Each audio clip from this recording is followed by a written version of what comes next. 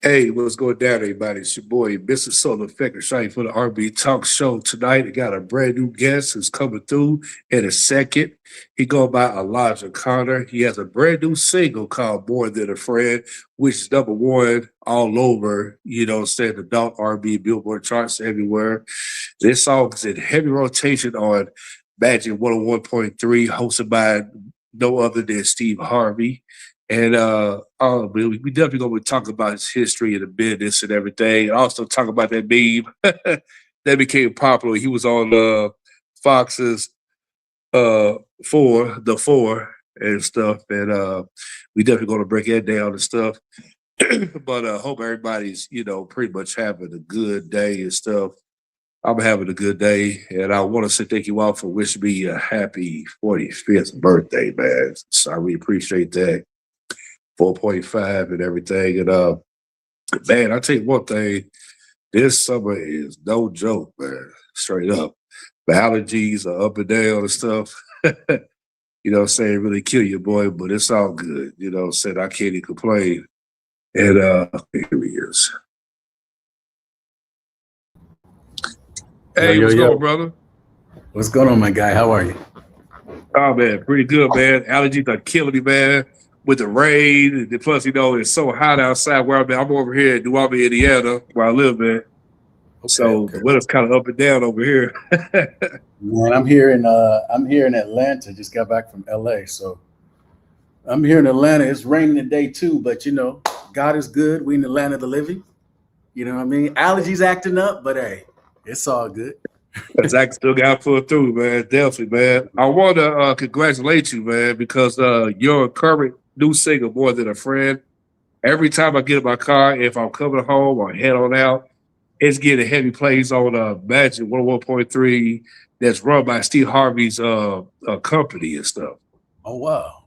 Yeah, so it was number one on radio. Man, I think, let me see, last time I wrote it down, it was like 6 weeks on there. Yeah, yeah, Killing absolutely. it. And Man, stuff I like it, appreciate man. And also congratulate you again, going number one on the dark R&B Billboard charts. So it. man, definitely want to talk about the brand new single and stuff. But I want to give you your flowers, man, before I talk about the current single, for you to put so much work in your career, to stay dedicated, to be focused, and then to fast forward up to have a brand new, to have a number one single, not just on the chart, but like radio, like everywhere. As far as I know, man, that's incredible, man. Rashad, I appreciate that, man. And I appreciate you giving me my flowers because I was just talking to my team the other day, and they're like, "You got to take a minute and take this all in." And I'm like, I'm just always on the road and working and working. So, man, you bring in some. You definitely, I really appreciate platforms like yourself, man, and definitely, I'm glad that it's touching the listener, man, with this record. I had no clue that it was going to touch, and I knew the music was going to touch, but I had no clue that the love on this record would be this incredible. So I'm definitely thankful and grateful. Yeah, because when I first heard the record, and I said, "Who's that?" I said, "This brother's bad, man." And sometimes, with radio, they don't ever say who the artist is. They just play the song right there. So I went on YouTube and stuff, and I said, "I hope this is the right person." And I said, "Okay, that's him." I said, "That boy's bad, man." I heard it put on my Spotify playlist, put on my Apple playlist, then it went from there. Oh man, salute, salute. Yes, sir. Yeah. Yes, sir. Is there going to be a music video behind it, or it's already, in the works? The music video has already been shot. I'm just waiting for this editor. The cinematographer is kind of. We just shot another scene for the video, so I'm kind of a perfectionist.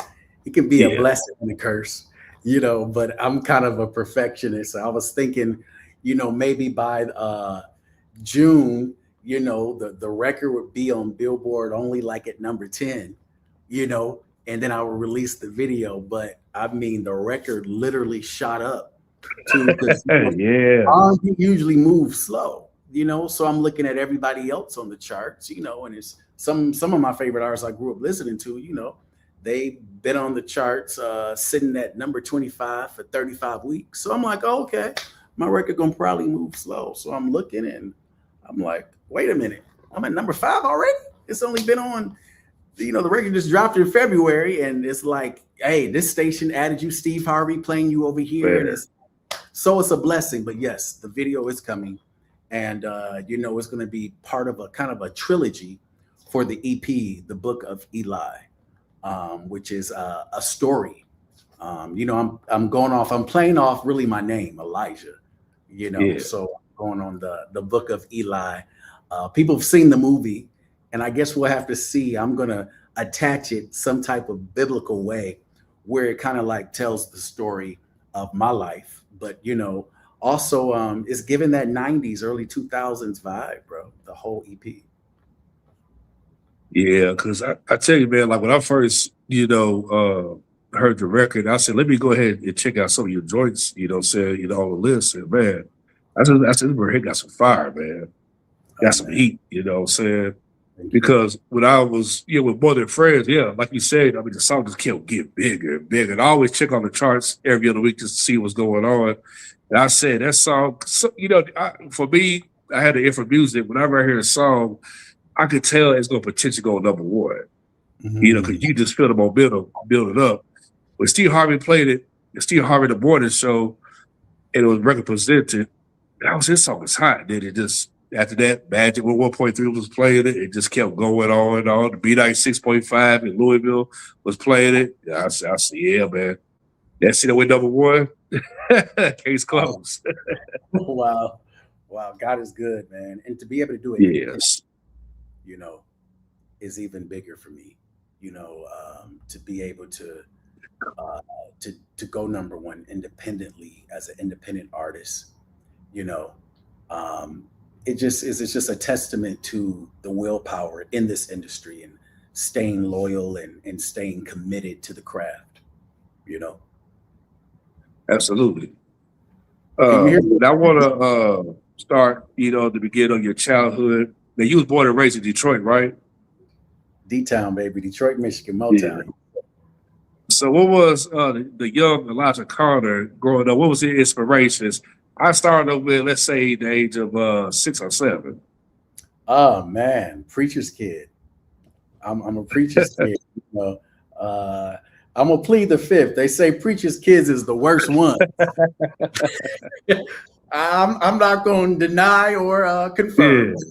But one thing I will say, preacher's kid I was the only kid in the adult choir.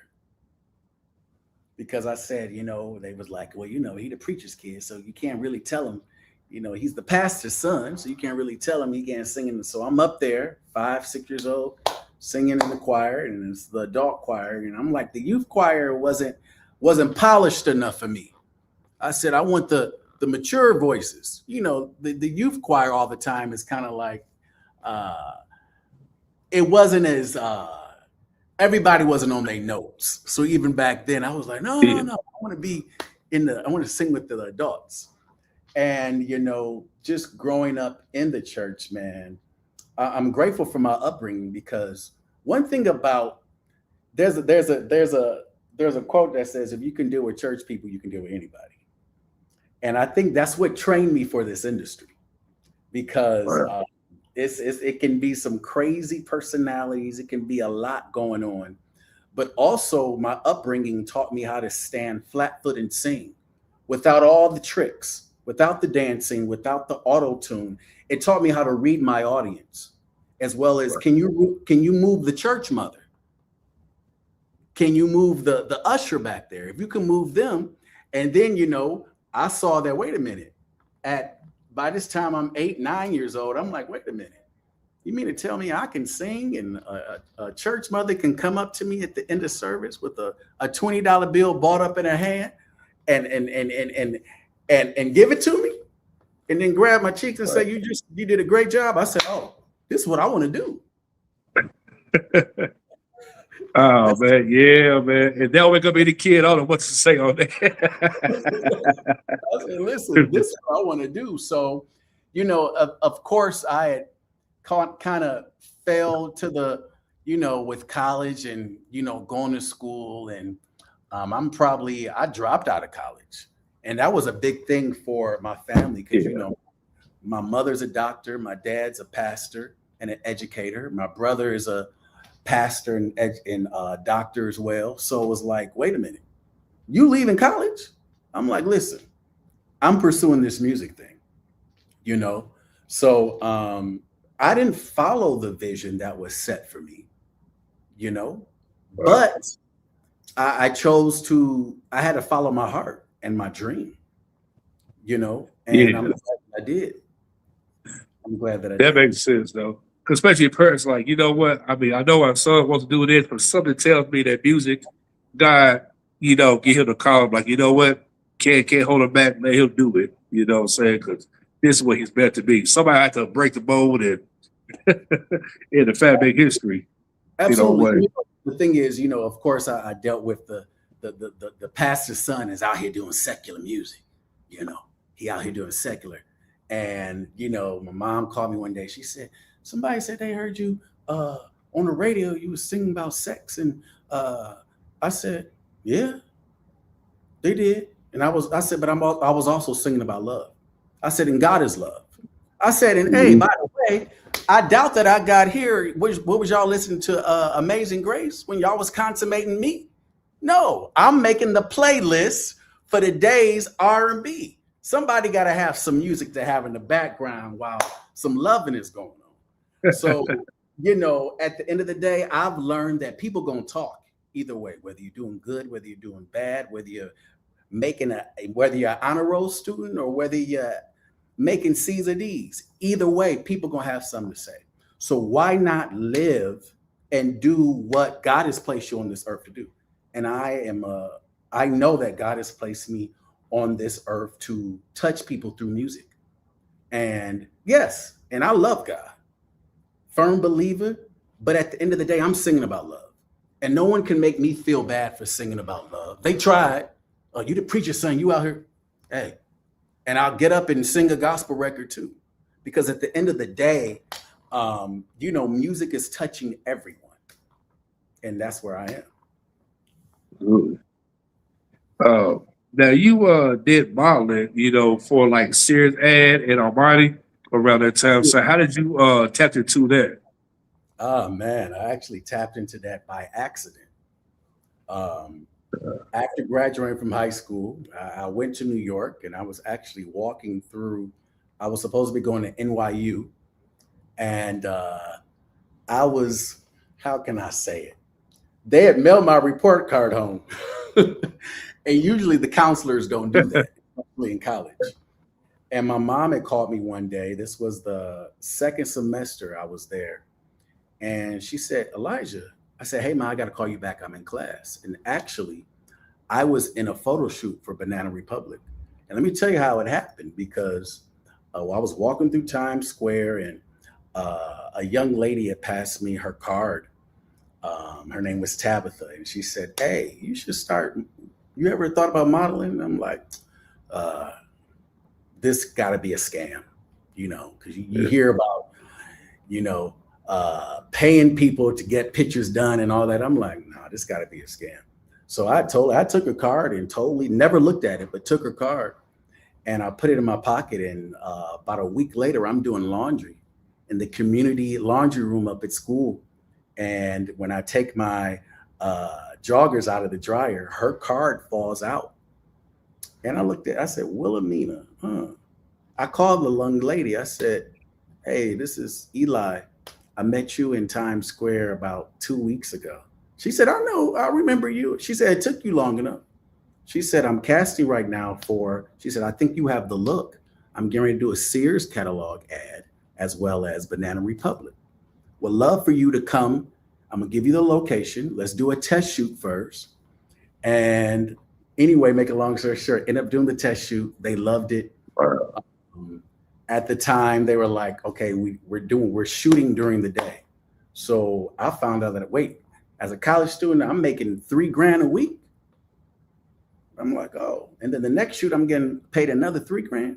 Mind you, I'm still getting this allowance from my parents because they're the type, listen, you do as I say, you in school will make sure everything is taken care of. So I'm not telling them anything.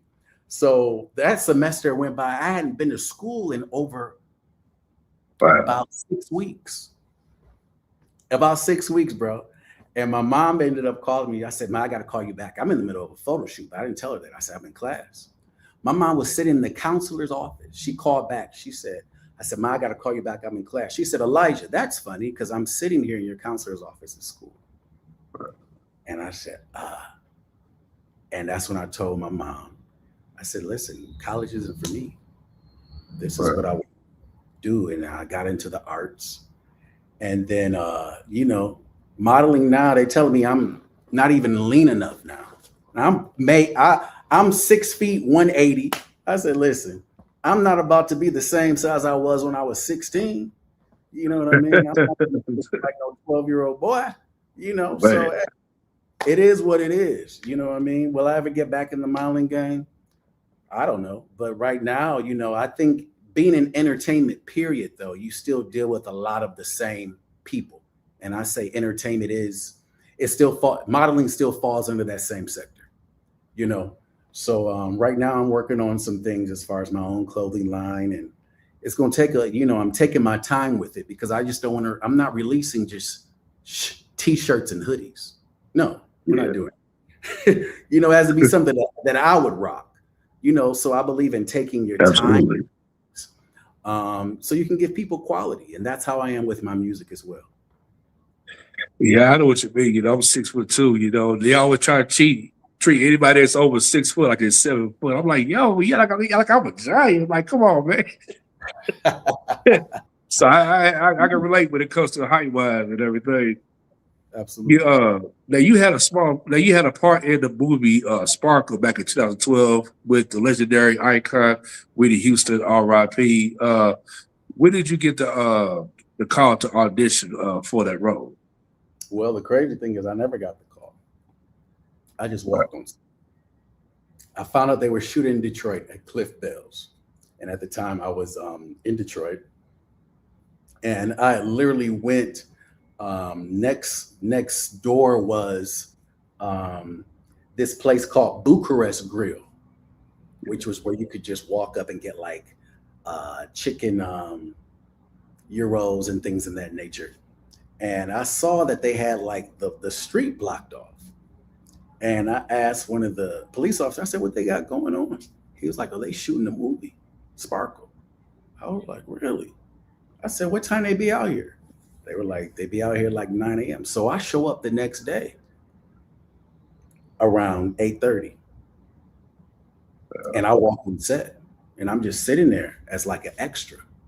And the young lady walks by. She was one of the producers. She had like this London accent. And she said, "I haven't seen you before. I like your look. Go to wardrobe." I said, "Okay." She said, "Where have you been all this week?" I just said, "I'm here." And she placed me as Whitney Houston's like godson in the movie. And we watched the movie at the end, Jordan Sparks and all of them, when she's performing, you'll see me sitting right next to her and Tamala Man. And I don't tell people, so I'm not promoting just walk on set, but what I am promoting is, I think this industry, one thing I know, this industry is confidence. You have to be confident in who you are. And a lot of times, even before the whole stare down and all that went down, because now that's like the face card where I get in anywhere. But even before that, it was really just about having the confidence to just walk up to the door, knowing I wasn't on the list. Elijah Connor, I don't see your name on the list. Well, Elijah Connor. You know what? All right. Looking the part, having the confidence to actually be like, well, I'm here. And a lot of people don't have that. Yeah. And it's okay. Because you gotta I feel like either it's in you or it's not. And if it's not, maybe it's something that can be learned. I don't know. But I'm the type where I know who I am and I know whose I am. I'm one of God's favorite. So it's nothing that anybody can say to me or do to me that can tear me down. I'm Yeah. a robot to the point of, okay, I know how to take criticism, but I use that to build more. You know, so if someone is critique something, you know, you have to take the meat and spit out the bones from it and know, Mhm. I mean, it's genuine to the point of, okay, I getting offended anymore, that doesn't bother me because no one, not saying I can't take constructive criticism, but what I'm saying is I'll take, okay, you know what? You feel like perfect example on More Than a Friend. The engineer told me, now I spent a whole week just stacking the backgrounds, laying the backgrounds on that record. He's like, why are you stacking the background so much? That's played. I said, I don't care what's played. This is what I'm going to do. Now, I could have took that constructive criticism and listened to him. He's a Grammy Award winning engineer who's recorded me. But I trusted my gut and said, listen, I'm going to stack these backgrounds where it sounds like a group because that's the vision I had for it. I was going for a 90s nostalgic feel on More Than a Friend. So that's what I did. And when I read comments sometimes, or I just did a show in Columbus with Ro James, and one of the ladies came to me, she said, listen, them backgrounds are More Than a Friend, baby. She said, I had to Shazam the song. She said, I'm driving to work and I almost crashed because I'm trying to Shazam the song. Because she said, I'm thinking it's a classic 90s record. I'm like, who is this? She said, I thought it was a group. She said, the backgrounds alone is what caught me. And I'm saying to myself, as a creative, you really have to trust that God-given feeling, that your gut. You know what I mean? Because had I listened, so that's what I mean by I had the confidence to trust what I thought. You see what I'm saying? And that's needed in this industry today. Because if they see that they can tear you down, you got to know who you are when you walk into this. Because they'll try to tear you down. Oh, they'll try. You're right about that, man. A little bit, Doc. My bad. I'm back. It's all good. You know, because I tell you, man, yeah, like you said, because like the energy of your record, man, and it was a great choice. You had it like that, you know what I'm saying? And then look what came out, #1 record in the world. You know what I'm saying? Absolutely. You know, so everything heard from me. When I first heard it, it's like, that's what I like about that, man. You know, when people love that, hear that old school nostalgia, mixed in what's going with the new, man, just brings a lot of heat because, you know, people complain about how come artists don't sing bridges, and, you know, you hear all kinds of stuff. He'd be like, dang, man, you know, I hate to be like these other artists and not follow that same vein. It's like, they'll sing a song straight and you don't get a type of feeling from it. And I get it, you know. And see, that's the reason why I love a lot of the early 2000s and late 90s records, because it's like now the singers want to be rappers and the rappers want to be singers. Not everybody, but a lot of them. And I'm like, yo, let's just sing. And the early 2000 records, as well as late 90s records, they told a story. Yeah. And that's what I want, you know, More Than a Friend. That was my whole goal. Like, listen, let's tell a story on this record. As well as when they hear the EP, they hear the full body of work. Everything connects. Mm-hmm. Everything connects. And I think that's what I loved about the Full Moon Brandy album. What I loved about the Marriage Share My World album. What I loved about even the R. Kelly album. Do I condone what he did? No, but the guy is a musical genius. Yeah. You cannot take away the gift. You can't hate on that. You cannot take away the gift. People may hate me. You cannot take away the gift that this man has.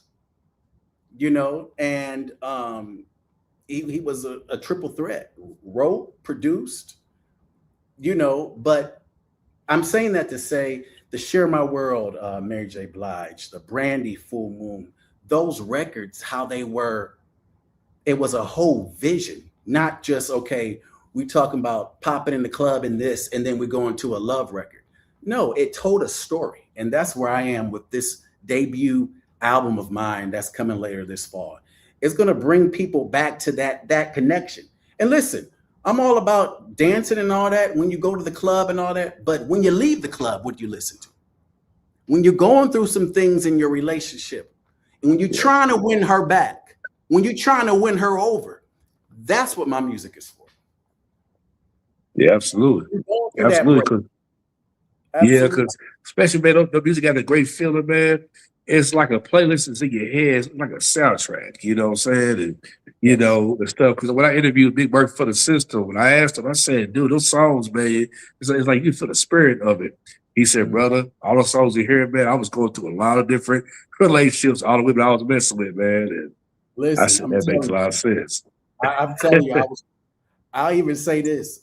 I like somebody had said the other day, and I had to laugh because they said, I need Mary J. Blige records. He said, I wonder when she's mad and sad. I don't want no happy records from Mary.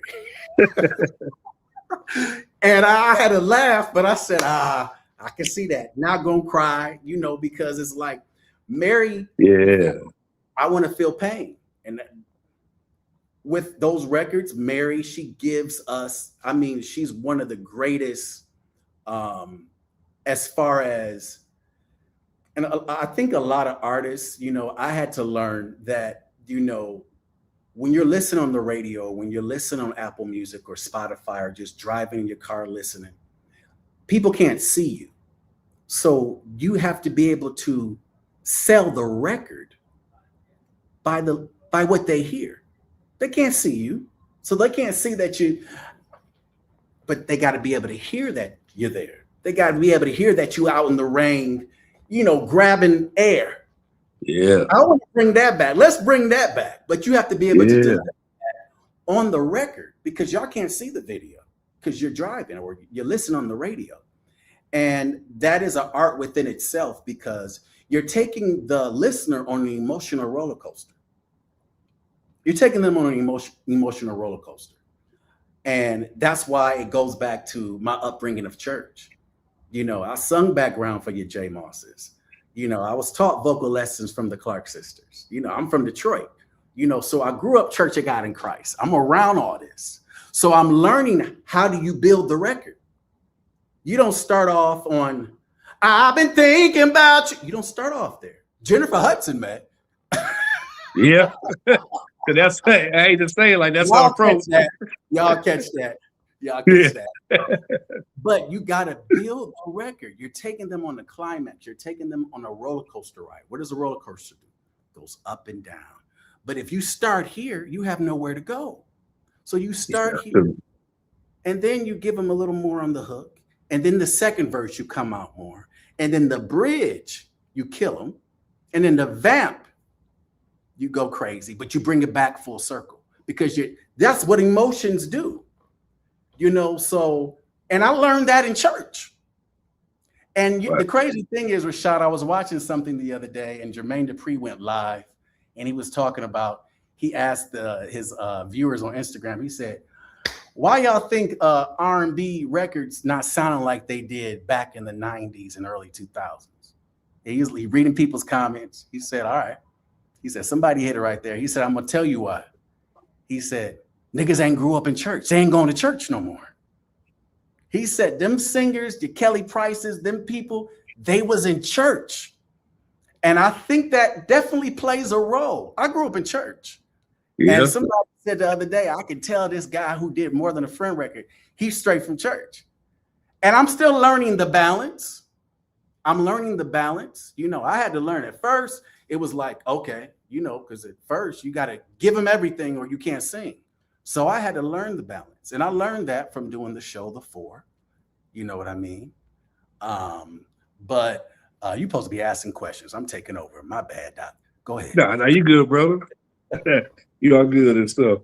Yeah, because that's one thing I miss about, you know, records that it's a lot, you know, like, you know, it's like you feel the love in the records, you know, say, you know, it's like, you know, like you hear like Josie's early music, you know, you hear, you know, a lot of, oh God, like Glenn Jones. I mean, like the list goes on, you know what I'm saying? And for you to bring that back and stuff, man, you know, that raw emotion and stuff, man, it pretty much feeds, the fans that want to hear that. They're like, man, like his record takes it back to that particular time in the 90s, early 2000s, and, back then and stuff, we definitely need it back in 2026 and, and so forth.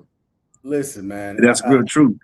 absolutely that nostalgia to the point where within the first 15 seconds, I wanted them to feel like they going back in time to that special place in their life where it gave them that nostalgia, the quiet storm.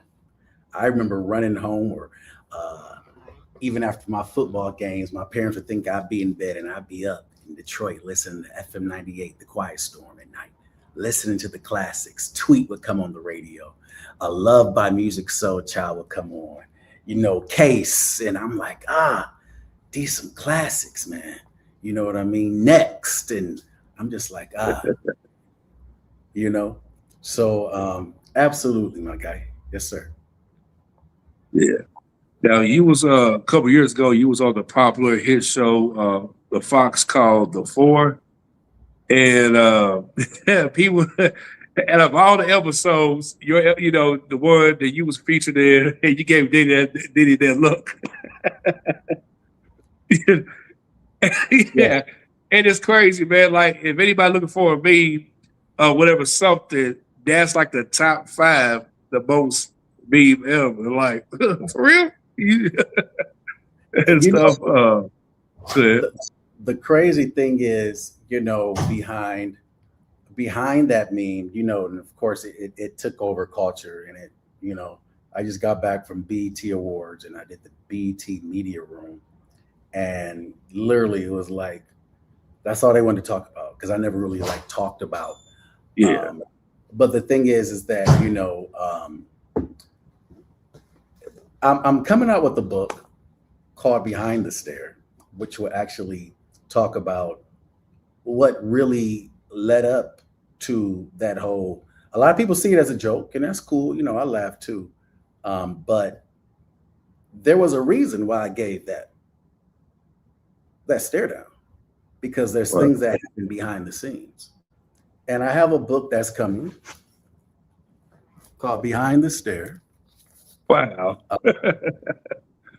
Which actually goes more into, I'll say this. I stood 10 toes down on what I discerned. Discernment is key in this industry, as well as what people were mad about, because it was some stuff. I saw somebody put up when things were going viral, they said, I feel like it's more behind this stare down of why he gave. Oh yeah, it definitely was.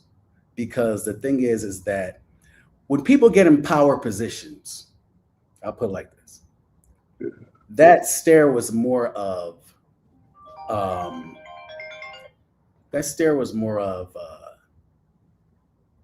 what I couldn't say on TV. What I couldn't say on TV. Behind the silence, people saw just a stare down, but it was more of like, we really about to do this? And literally I had the devil on one shoulder and I had an angel on the other shoulder. The devil telling me, hey, listen, just say it. And I said, you know what? I'm gonna let silence fight my battle. I'm gonna let silence fight my battle. Wow. And it did, to the point where when everything started coming full circle, I had calls to do interviews. Hey, we'll give you $50K to come do this interview, when all this stuff just started going down last year with your guy. And I said, nah, I'm good. Because this is not just to get a buck. This is actually a story where it talks about standing up to a bully. There's nothing that you can, like I said, there's nothing that you can say to me or do to me that can tear me down. But do you know how many people they actually tore down? Yeah. They told Brown he wasn't good enough. They said to Drake, I'll never sign you. He told Miguel, nah, I'll never sign you. No, I didn't want to sign to you, bro. But everything came back full circle where they tried to sign. But I talk about that in this. I also talk about the party I didn't go to. Well, I gotta get that book, bro, so I can promote it. Definitely for It's sure and not stuff. out yet, but you'll definitely hear about it. And it's also, it's called Behind the Stare.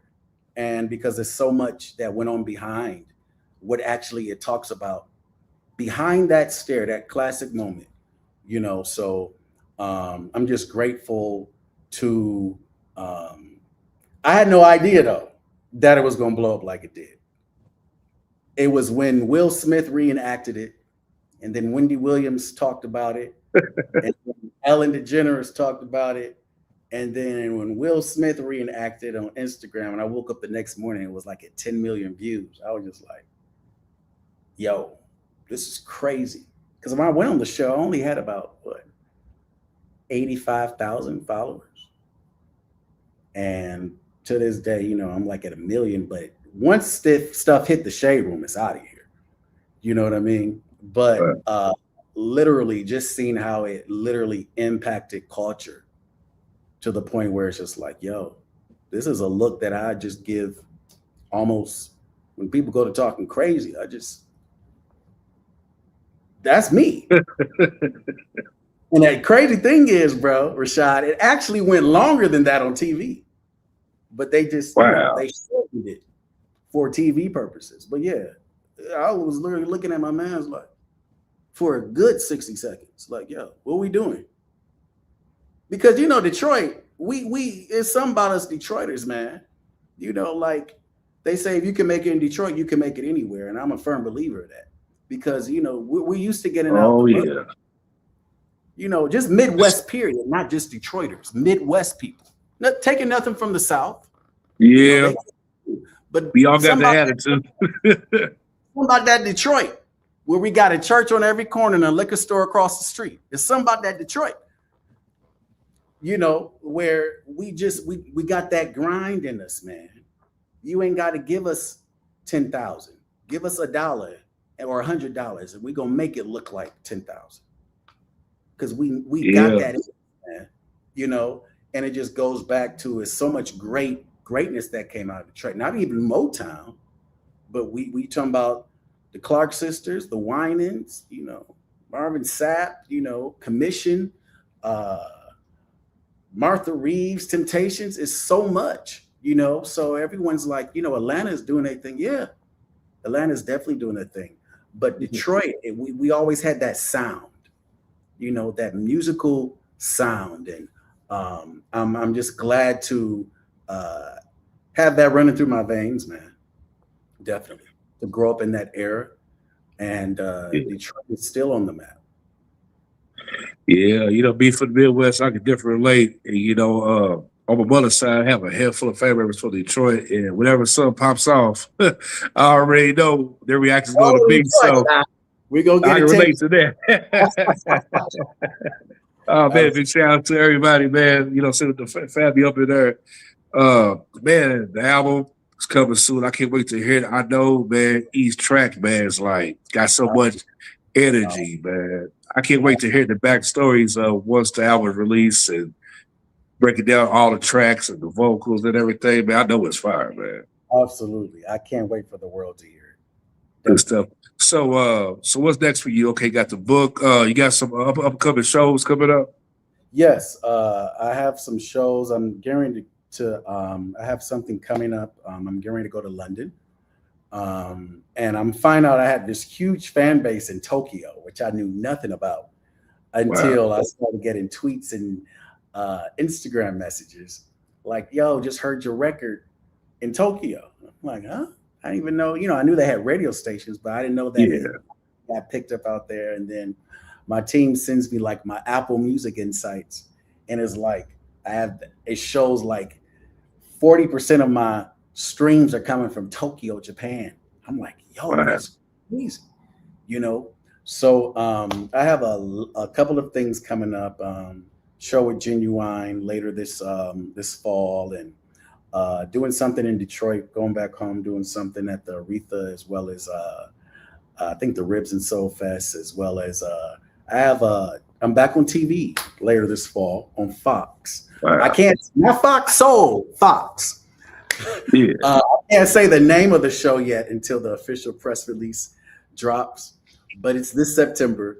You'll definitely hear about it, and the album, the EP, will probably be dropping around that time as well. So I'm strategic. Man. I'm strategic, and definitely have a couple of meet and greets, and I want to make sure that Indiana is on that city for where I will be coming to do some things. I'm finding out that I have I really appreciate the supporters that are here, as well as the new fans. I had somebody say, I when I get a chance, I try to respond, or I'm reading comments, and young lady said, just heard you on XM radio, just got my new car, and I had XM radio download. I got it for 4 months for free. And she said, as soon as I get in here, More Than a Friend on Heart and Soul, she was like, man, new fan here. So that type of stuff, it just means so much to me. I had a nurse who said she works the night shift at a hospital in the cancer and emergency floor. Sometimes she goes back and forth, and she says, I hear your record every night. You have no idea what this record is doing for me. Then I had a gentleman hit me. He like, man, I don't even like R&B music. I don't listen to nothing but Meek Mill. But he like, yo, this More Than a Friend, man, it really touched me because I let my high school love get away. Wow. And, so just hearing the stories, man, and how it's giving people hope, because that's all music is, to give someone hope, to make them feel like they can make it when you can, but it also touches all barriers. People who are over in Tokyo may not even be good in the fluent with English like that or wherever, but the music is crossing all genres and all barriers. That means so much to me. So I don't at all take my position as an artist lightly, because it is a position, it is a role, because you are impacting culture, as well as you're putting things out there. And I'm a big believer of affirmations, to the point where if I watch what I say, you know what I mean? So I don't even say I'm feeling sick, because a couple of days later you may start feeling sick. I said I'm gonna have a number one. I said it. New Year's Eve, I said, you know what? I'm gonna get a number one this year. Now, did I expect it to come off this record? I would have been glad with top 10. Yeah. But like you heard where I was at with it, I wasn't even expecting it to go this quick and to go up as, because I would have had the video shot before top of the year. Yeah. But one thing I know is that when God moves, then I don't question it, man. I don't question it. We're nothing without the fans. So don't get it twisted. A lot of times artists are like, oh yeah, I'm doing this. No, without the consumer, without the Anita 1803, without Keith R&B, without these people who are watching, we're nothing. I'm nothing. That's true. So I appreciate the people who share the music. I appreciate people who like the pictures, because guess what? I appreciate it. In age, I appreciate talk shows like yourself, and I don't come in everybody's show. I appreciate it. I don't. But I said, you know what, Carla, my publicist, one of my people, I said, let's go ahead and do this. So I appreciate you giving me the platform, Yeah, it's an honor, man.